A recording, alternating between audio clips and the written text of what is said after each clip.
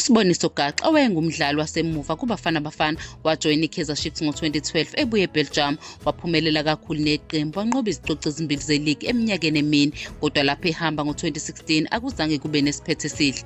uGaxa wayeyisiqembu enkantolo ngoba lingasasihloniphi isithembiso sokwelula kwenkontileka ayeyisayinile. Uthe babengazwani nomqeqeshi uSteve Komphela ngoba babengaboni ngasolinye ngokuthi umdlalo udlalwa kanjani. Isimo sabasibi kangangokuthi uKomphela wayengasafuni ukusebenza noGaxa. uGaxa uveze olwakhe udaba emsakazweni wathi ukwethembeka kubalulekile kakhulu. Ubengasabi ukukhuluma uma ecabanga ukuthi iqembu alenzi kahle.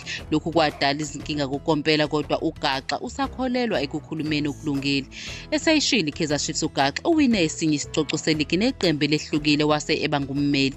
Lokhu kukhombisile ukuthi iKaizer Chiefs yayinezinkinga okumele izilungise. Ukukhathazeka kukaGaxa ngendlela iqembu elalidlala ngayo akuzange kushaywe indiva, futhi lokho kuseyinkinga nanamuhla. Ukuze iKaizer Chiefs iphinde iqala ukunqoba, kumele ibuyele kulokho okwakuyisebenzela phambilini, ukulalela abadlali abanamava abafana noGaxa naye owadlala endebeni yomhlaba ka-2010 kungasiza kakhulu. Bangase bakwazi ukusiza iqembu lithole ifomula yokuwina futhi. iKaizer Chiefs izodlala umdlalo obaluleke kakhulu neChippa United futhi idinga ukunqoba ukuze ivale unyaka ngokungaphoxa abalandeli. Njengoba sekunomqeqeshi omusha, iqembu belilokhu lingashintshile futhi ingcindezi iphezulu yokuthola umphumelo omuhle.